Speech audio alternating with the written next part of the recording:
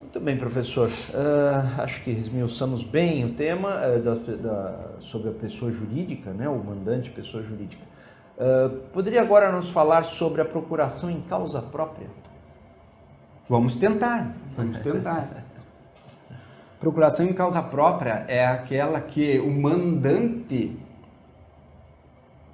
faz como se fosse o contrato definitivo com o mandatário, né? Só que o mandatário não quer fazer uma compra e venda agora, ele não quer pagar o imposto agora, né? Mas ele quer ficar com uma procuração que lhe dá um direito de alcançar até o direito real, de ser registrado.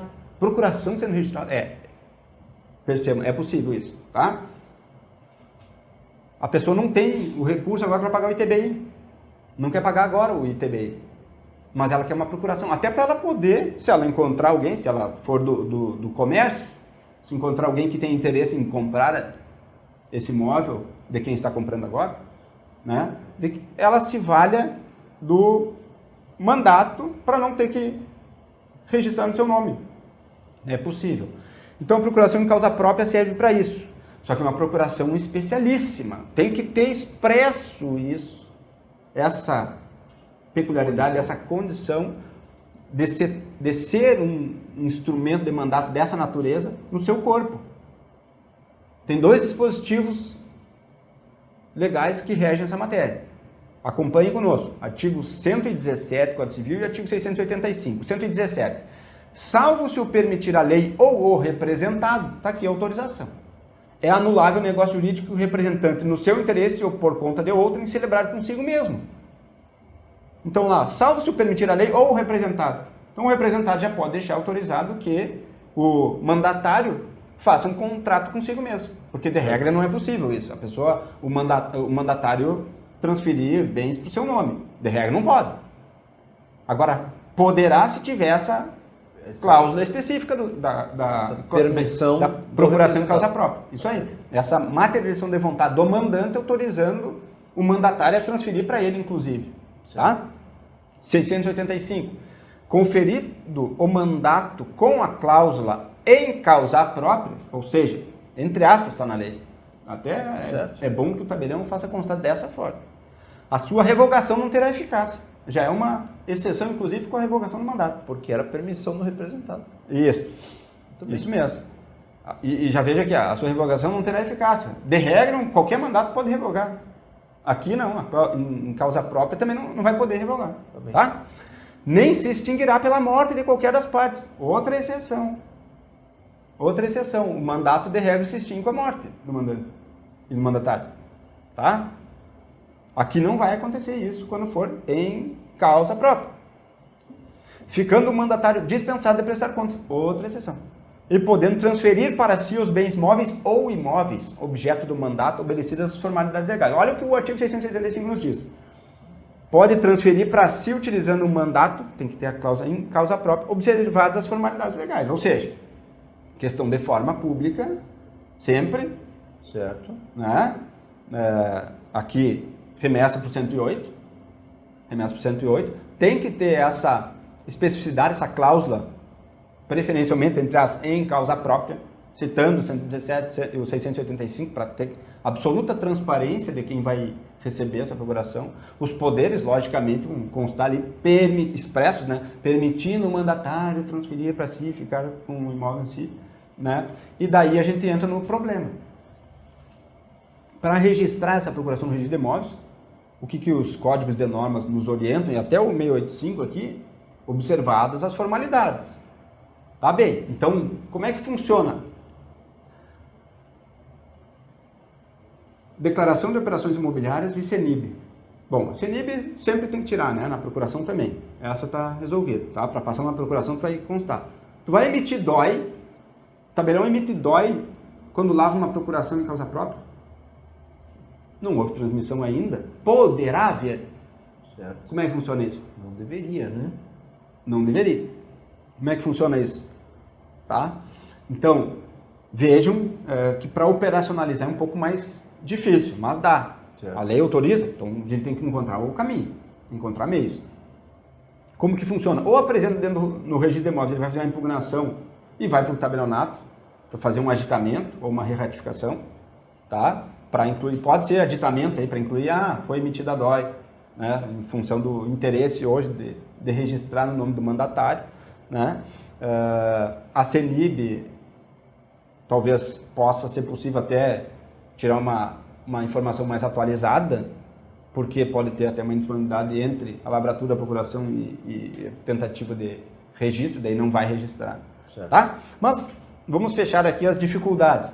É possível lavrar essa escritura, alguma formalidade talvez não se tenha quando da lavratura dessa procuração, mas quando vai registrar, vai ser preciso observar a formalidade legal. Quero dizer o seguinte, até com relação ao imposto de transmissão. Quando lavra essa procuração, precisa pagar ITBI? Não precisa.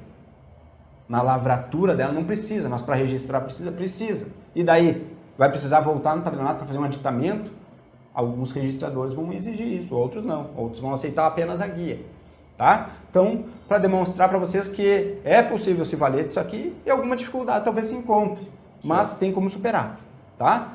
Como se vai superar? Às vezes fazendo um aditamento a essa escritura pública para incluir os dados necessários agora na oportunidade do registro. Exemplo, imposto de transmissão. Tá? Então, com relação a em causa própria, é isso que era possível passar. Eu fiquei com uma dúvida, o professor mencionou, aliás, leu o artigo 685, dizendo que ela não se extingue nem pela morte. Então, apenas para aclarar, havendo a morte, por exemplo, do mandatário, os seus herdeiros poderão se valer daquele instrumento e agir em nome, vamos dizer assim, dos interesses no caso aí do falecido, para que conseguir a lavratura de uma escritura, por exemplo. Como se operacionaliza isto, professor? Os herdeiros vão apresentar essa escritura pública de procuração em causa própria no registro de imóveis para registrar ela, alcançando assim a propriedade em nome do pai falecido, para depois fazer o inventário. Mas utilizam-se daquela procuração. Vão ter que registrar. Certo. Vão ter que registrar aquela procuração, né, para fins de incluir esse imóvel no nome do seu pai, do falecido, e depois vão partir para a partilha. Entendo. Tá? Mas eles não ocorre a transferência dos poderes de mandatário automaticamente para os filhos. Não acontece isso. Certo. Eles têm um interesse, a legitimidade aqui de promover o registro em nome do pai daquela procuração, para depois, aí sim, seguindo a continuidade e disponibilidade dos princípios registrais, como temos uma apresentação específica para vocês, aí sim vai ser feita a partilha. Perfeito, interessante. Tá? Mas eles não se tornam mandatários automaticamente. Ótimo. Tá? E, professor, podia falar um pouco dessa cláusula de irrevogabilidade e irretratabilidade? Isso é natural de qualquer procuração, salvo as exceções. Quais são as exceções? Procuração em causa própria e aquela que o mandante e o mandatário ajustam, né, de incluir uma cláusula dessa. Então, essa cláusula é facultativa, não é obrigatória. Tá? Quando tiver a cláusula de irrevogabilidade e de irretratabilidade, ela gera efeitos mais graves, tá? Mais graves. Aqui que começa a preocupação do notário do registrador. Vamos aproveitar e passar para vocês os artigos 683 e 684, sempre do Código Civil, tá? 683. Quando o mandato contiver a cláusula de irrevogabilidade e o mandante o revogar, pagará perdas e danos. Primeiro, a gente já lê do 683 que mesmo tendo a cláusula, é possível revogar. Desde que pague perdas e danos. Vai se resolver no campo obrigacional. Certo. Tá? Porque o que acontece? Essa cláusula aqui, via de regra, é utilizada quando está fazendo uma negociação imobiliária. Né? Em vez de fazer uma promessa ou fazer a compra e venda, a promessa compra e venda ou a compra e venda em nome do mandatário, fazer o título definitivo, não, ele quer uma procuração. Mas ele não fez a procuração em causa própria. Por quê? Talvez má orientação do tabelião, poderia ter feito. Né? Mas não fez uma procuração normal, mas com essa cláusula. Certo. Né? Quando envolve negócios imobiliários, o pessoal comumente se utiliza disso aqui. Tá bem. E o mandante não pode revogar? Pode. Só que o mandante já recebeu o valor, né, do contrato, o contrato mascarado, uma compra e venda. Né? Estão usando a procuração aqui para isso. Mas não se trata de simulação, é o que temos no nosso sistema, essa possibilidade. Tá? O que acontece? O mandante, se revogar, vai ter que arcar com perda de danos. Daí essa questão dessa revogação de procuração com essa cláusula específica é judicial. Tá? É judicial, ela não vai se operacionalizar como uma procuração normal. Vai ter que entrar na justiça para revogar a procuração com cláusula de revogabilidade. Tá?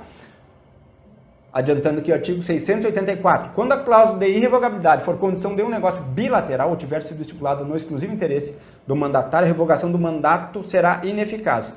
Virou conflito. Exato. 683, 684 previu aqui a procuração uma cláusula e revogou. Vai resolver como? Analisando em conjunto 683, 684, vai acabar na justiça isso aqui.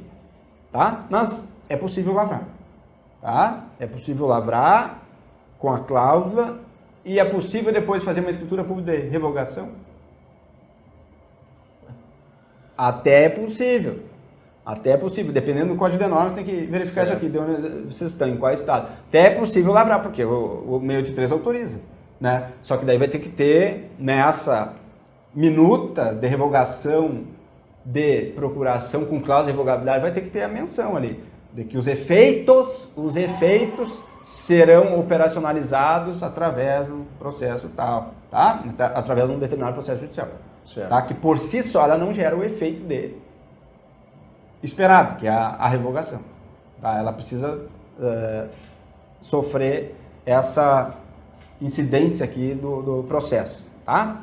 Então, de regra, as procurações são revogáveis, tá? Uma forma de extinção do mandato é a revogação. E como que se faz isso? Através da lavratura. A revogação daí segue a mesma forma. Se tu fez a procuração particular, quando admitido, né? A revogação pode ser feita por procuração particular. Mas se foi feita por escritura pública, a revogação também vai ter que ser feita por escritura pública. E ela não se operacionaliza apenas através da lavratura dessa nova vontade da revogação, para ela gerar os efeitos, né? Os efeitos esperados pelo mandante, aquele que revoga. Se bem que essa questão de efeitos, assim, ó, a atuação notarial e registral aqui, principalmente a notarial, é só colher vontades. A questão dos efeitos não é problema do notário. A questão de gerar efeitos da revogação não vai ser problema do notário. Vai ser problema da parte, que ela tem que diligenciar e praticar outros atos para fins de alcançar o efeito pleno. Quais são os outros atos? A cientificação do mandatário, e aí pode ser feito através de uma notificação extrajudicial via registro de títulos e documentos. Tá? A cientificação do mandatário e até publicidade, até publicação em jornal, que às vezes se vê a publicação da revogação de procuração. Certo. Tá? Para quê? Para permitir a todos naquela comunidade saber que aquela procuração já não pode mais ser utilizada. Muito bem. Tá? Então isso aqui é importante. Cuidados com relação à revogação de procuração pública, né? A gente está falando de procuração pública. Então tu tens a procuração lavrar num livro. Tu fez a revogação um tempo depois, 1 mês, 2 meses, 1 ano, etc. O que tem que fazer? Tem que conversar. Os livros têm que conversar entre si. Então, se for lavrado uma escritura pública de revogação, o que tem que fazer? Tem que anotar lá no livro de procuração que aquela procuração foi revogada. Para quê? Para não extrair uma certidão dessa procuração como se ela tivesse plenamente válida. Para quê? Para dar segurança ao sistema, segurança à sociedade, né, com relação aos atos notariais praticados. Tá? Nem sempre foi assim. Tem alguns estados, Rio Grande do Sul, por exemplo, não se fazia essa comunicação, até pouco tempo atrás não se fazia essa comunicação entre a revogação e a procuração. Hoje tem no Código de Normas, mas é questão recente até. Tá? Já em outros estados já está consolidada essa questão, é muito mais tempo. São Paulo, por exemplo, há tempos que lavra a escritura pública de revogação, automaticamente tem que fazer essa anotação na escritura pública de procuração. E não precisa ser no mesmo tabelionato, tá? A revogação pode ser num tabelionato quando a procuração foi lavrada no outro. Daí o que acontece? A comunicação entre os cartórios. Tá? Se for no mesmo, vai pegar o livro de procuração e vai fazer essa anotação. Se não for, o que faz? Expede a comunicação para outro para fazer essa anotação. Pode ser usar uma nota digital para isso, tá, pessoal? Então, fiquem atentos a essas questões de revogabilidade da procuração. É um assunto muito delicado, mas acontece, é possível, né? E o tabelião vai agir lavrando a procuração, assim como lavrando a revogação. Os efeitos para se concretizarem não dependem da atividade notarial registral. Quando uma procuração com a cláusula de revogabilidade, vai acabar sempre o processo. Quando não tiver essa cláusula, o que precisa fazer? Se observar, o conhecimento do mandatário e sim uma publicidade ampla acerca daquela revogação. Tá? Era isso que tínhamos. Já que o mandato irrevogável pode até mesmo ser revogado, como o professor falou, vamos entrar então mais no tema da extinção do mandato, né? Quais as formas, como se opera a extinção do mandato? Aproveitar e passar para vocês o artigo 682 do Código Civil. Cessa o mandato, inciso 1, pela revogação ou pela renúncia. Certo. Falamos na revogação, mas não falamos na renúncia. Exato. O mandatário pode renunciar, né? Também, do mesmo modo, vai fazer uma escritura de renúncia, quando for a forma do ato principal, e a comunicação para o mandante. Certo. Tá?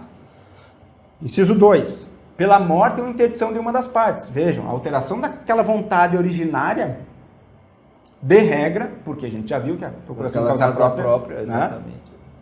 Pela morte ou interdição de uma das partes, altera o panorama estabelecido. Então, se tem uma procuração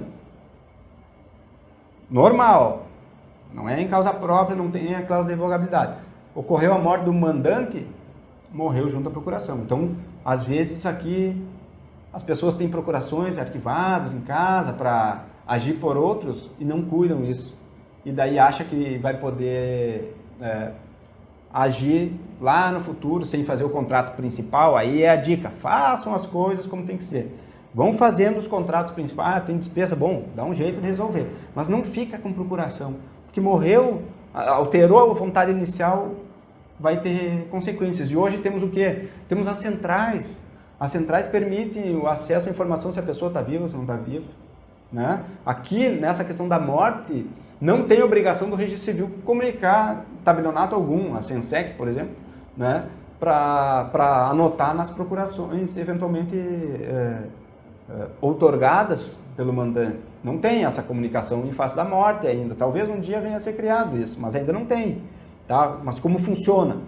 Com essas centrais hoje acessíveis, CRC, tu vai ver se a pessoa está viva ou não, e pode ser que algum negócio, algum ato não tenha curso por causa disso.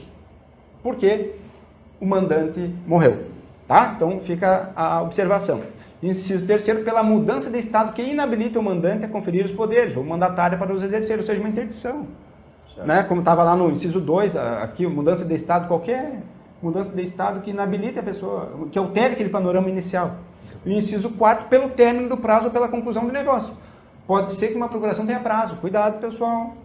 Cuidado. Sempre vai ser a vontade do mandante para determinar isso aí.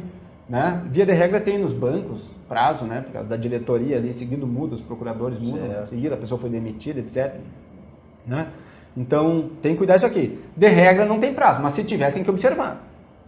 Se tiver prazo tem que observar, porque o mandato não existe mais. Tá? E às vezes a gente vai perceber, inclusive, na atividade notarial registral, o Instituto da Convalidação aqui. Se percebeu, depois de ter vencido o prazo, a necessidade de renovar as procurações, e daí, nessa nova procuração que está sendo lavrada, se estabelece a convalidação dos atos praticados, eventualmente praticados, né, por mandatários entre o período do término da primeira procuração com a lavratura dessa outra. Tá? Então, estamos tratando do quê? De extinção do mandato, a gente tem que passar essas cláusulas aqui do artigo 682, tá? Lembrando que temos peculiaridades.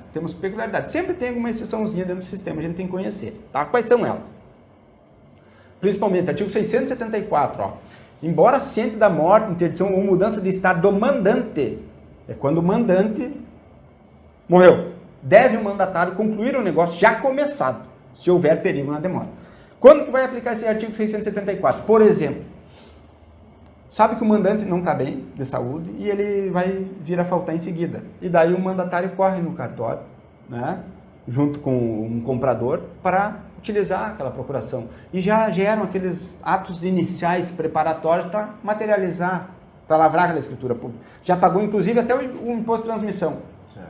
No dia que está marcado para assinar a escritura, se vem a saber que Faleceu o mandante. O mandante faleceu. Ou no dia, ou um dia anterior. Como é que fica? Não lavra essa escritura? Lavra.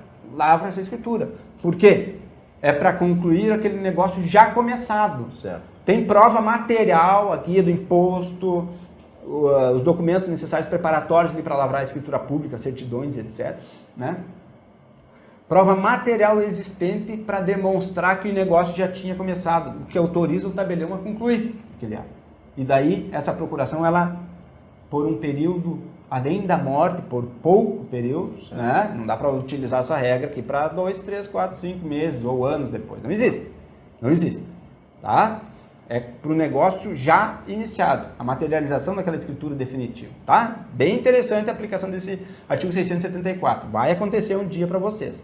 E temos os artigos 690 e 691, que eu não vou me dedicar a ler para vocês, vocês estudem em casa, que se trata quando houver a morte do mandatário. O principal aqui é o 691, que se fala, né, na capacidade dos herdeiros do mandatário concluir algum negócio também. Tá? E da obrigação de comunicar o mandante acerca do falecimento do mandatário. Por exemplo, um advogado, quando morre, né? Os filhos têm que saber, têm que estar orientados pelo seu pai a informar os clientes do pai ali, né? Para promover, para produzir uma nova procuração para outro advogado para terminar aquele processo, tá? Muito bem. Seguindo nas peculiaridades aqui, as exceções de quando não cessa o mandato, né, ainda temos, só para fazer a referência, o artigo 685, que é da procuração em causa própria, que ela não vai extinguir, e também o artigo 917, parágrafo 2º, que não é matéria que afeta diretamente a atividade notarial registral, mas convém a gente lembrar por causa do estudo aqui dos alunos. Com a morte ou a superveniente incapacidade do endossante, não perde eficácia o endosso mandato, ou seja, o endosso mandato ele fica valendo mesmo com a morte do mandante, do endossante, tá? Também. Isso aqui é uma exceção também interessante a gente trazer aqui, por causa do momento que permite isso. Tá bem. Voltando para escrituras, né? Alguma informação que o tabelião precise mencionar na escritura quando lavrar uma escritura fundada em procuração? Alguma rotina específica a ser observada? Sim. Então, quando na qualificação, né, de um vendedor, por exemplo, ou de um comprador, quando se estiver valendo de procuração, tem que mencionar. Né? O vendedor é o João da Silva, qualifica ele, representado por seu procurador, conforme procuração, tal, indica quem é o procurador, faz a qualificação dele também, conforme procuração lavrada no cartório, tal. Com toda a descrição da... Isso. E o que mais que o tabelião menciona? Ficando registrado nessas notas, no livro próprio, a procuração. Por quê? Porque dentro do cartório de notas tem um livro de registro de procurações e autorizações judiciais e documentos de representação. Como é que é constituído esse livro? Apenas pelo arquivamento das procurações e esses alvarás, autorizações judiciais, que servem para manifestação de vontade envolvendo o parte terceiro. de outras escrituras. Isso. Então, vai fazer menção dentro da escritura com relação à procuração, ao uso de procuração, e também que ela está registrada no livro próprio lá do cartório, em pasta própria. Tá? Porque precisa fazer esse registro, ou seja, atividade notarial fazendo registro, sim, é assim que está no corpo da norma, corpo da lei. Como que se dá esse registro? Através do arquivamento desses documentos. Tá? Então, são os detalhes que precisam ser cuidados. Salvo se a procuração foi feita naquele mesmo tabelião. Daí não precisa fazer o arquivamento, porque esse registro aí tem custo, né? Tem despesa, tá? Daí se foi feito no mesmo, a princípio não precisa, conforme o código de normas local, tem que verificar aí, tá? Muito bem. E a procuração particular, ela tem algum reflexo no serviço notarial? Acaba tendo. Como? Através do reconhecimento de firma. quando solicitado. Tá? Pode ter procuração sem reconhecimento de firma? Sim. As procurações nos processos, de regra, não tem. Né? E está valendo, e é aceito, e é o que está no CPC, no Estatuto da OAB. Não precisa ter firma reconhecida do mandante para entrar com o processo. E assim, para a vida civil também, quando não precisa observar a forma pública, pode se valer da forma particular e não precisa, pela norma, nem ter firma reconhecida. Né? Quando que vai ter firma reconhecida? Quando o terceiro com quem o mandatário tratar exigir que a procuração tenha a firma reconhecida. Se alguém vai me apresentar uma procuração, né, dizendo que está representando alguém, por segurança, para eu saber se aquela assinatura não foi falsificada, eu posso exigir. Então, um terceiro com quem o mandatário tratar poderá exigir que a procuração traga a firma reconhecida. Isso está expresso e materializado no parágrafo 2º do artigo 654 do Código Civil. E aí entra a atividade notarial também nas procurações particulares, para reconhecer firma. Também. Tá? Daí pode ser por semelhança ou autenticidade. Tá? Não tem essa questão na lei aqui. Né? A não ser que tenha alguma peculiaridade no Código de Normas local. A princípio pode ser por semelhança ou autenticidade. Tá? Lembrando, parágrafo 2º, artigo 654, que vai falar no reconhecimento de firma. E muita gente faz, mesmo sem ser obrigatório. Se um terceiro ter exigido, né? Já vai no cartório. É do dia a dia também fazer reconhecimento de firma em procurações. Tá? Quanto ao registro de imóveis, o que este assunto de procurações interessa ao registro de imóveis? Interessa quando a qualificação for feita pelo uso dos poderes, né, se der através de um instrumento particular, por exemplo. Tá? Esses instrumentos particulares, como for escritura pública, passa pelo tabelião? Não. Certo. Porque o tabelião teria feito aquela análise dos poderes, né? E a instituição financeira deveria fazer, mas às vezes não faz. E daí quem é que faz? O registro de imóveis. Tá? Então essa atribuição que é dada ao notário também compete ao registro de imóveis quando estiver com um instrumento particular para registrar. Uma promessa de compra e venda admite a forma particular.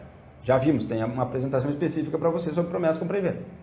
Se ainda não foi publicado, fiquem atentos. Vamos divulgar, estamos editando, tá? Alguma ou outra. Sempre vai estar em construção aqui a plataforma com novidades, com novos assuntos para vocês, tá? Eu não recordo agora se a promessa já foi incluída, acredito que sim. Enfim, uma promessa compra e venda, ela admite a forma particular. A procuração como é que é? Até é possível se valer da procuração particular, daí com firma reconhecida, o registro de imóveis pode ser o terceiro que existe, tá? Uma procuração. Mas de regra o pessoal procura o tabelião para fazer uma procuração pública, mesmo envolvendo um título particular, uma promessa compra e venda, tá? E aí o registrador que vai fazer aquela análise de tudo quanto a gente passou aqui. Se tem os poderes especiais, a indicação do imóvel, se não tem, não vai poder aceitar aquela procuração. Capacidade. A capacidade não tem condição de ver no instrumento particular. Como que se vai ver isso aí? Vai se pegar...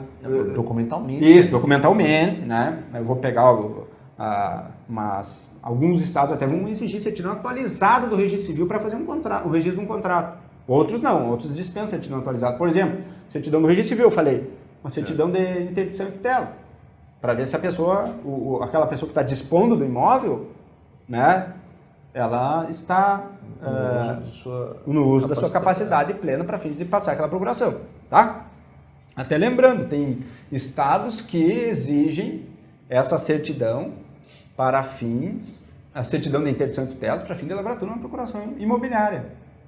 Não são todos os estados, tem estados que exigem. Rio de Janeiro, por exemplo, para lavrar uma escritura pública de procuração envolvendo imóvel, tu precisa apresentar certidão de interdição do registro civil, tá?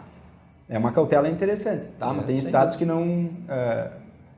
que não exigem, porque a lógica é um pouco diferente. Se presume, conforme hoje está no Código Civil, a boa-fé, a eticidade, né? Que todo mundo... não é comum, dentro do contexto geral, que alguém se valha de uma procuração se a pessoa estava interditada. Não se presume que a pessoa esteja... Presume-se a boa-fé. Isso, presume-se a capacidade. Exato. Num volume, num universo, todas as contratações imobiliárias, se der problema, é um caso ou outro. Então, se libera a forma. Se libera uma formalidade, uma burocracia. Mas agora, outros estados pensam um pouco diferente. Tá? Então, a gente tem que estar atento a isso aí. Né?